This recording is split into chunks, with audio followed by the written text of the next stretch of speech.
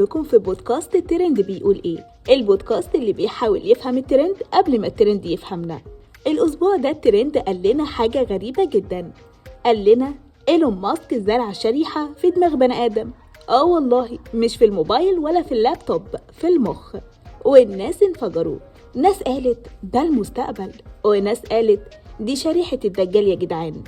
طب تعالوا نهدى شوية. نيورالينك ده مشروع إيلون ماسك اللي عايز يخلي الناس تتحكم في الكمبيوترات بعقولهم. زي أفلام الخيال العلمي كده، بس بجد.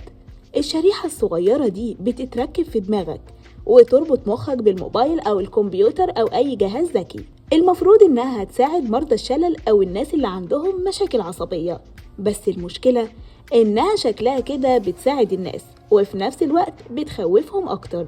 ناس كتير بدأت تربط بين شريحة نيورالينك وعلامة الوحش اللي اتكلم عنها الكتاب المقدس، اللي هي علامة هتتزرع في اليد أو الجبهة ومش هتعرف تشتري ولا تبيع من غيرها.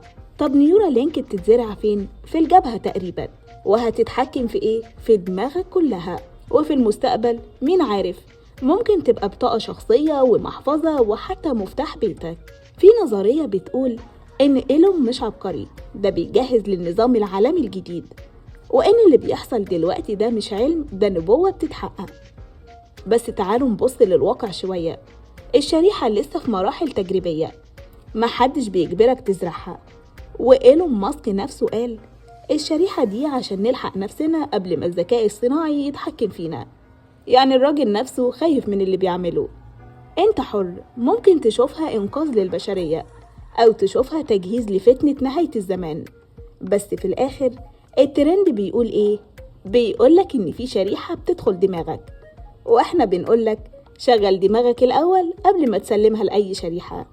كانت معاكم حبيبة جمال والكرياتيف بروديوسر محمد جلال. استنونا في الحلقة الجاية، وما تنساش تعمل لايك وشير وفولو عشان الترند اللي جاي محتاجك تبقى صاحي.